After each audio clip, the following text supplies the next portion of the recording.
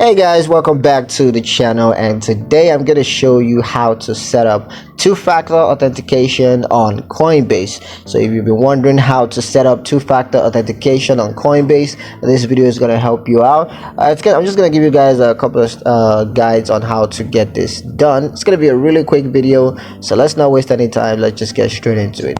The first thing you're going to do is to log into your Coinbase accounts. Remember, you can log into your Coinbase account on the mobile app if you have that on your phone, or you can do it on the website through your computer.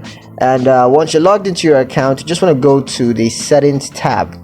Now once you're there, you're going to click on security and then enable two-factor authentication. Once that's enabled, you're going to need to choose your preferred authentication method. There are a couple of methods that are available for you to make use of, so just choose your preferred one, and then you can set up the authentication method according to which one you went with. And once that's done, just confirm a successful setup.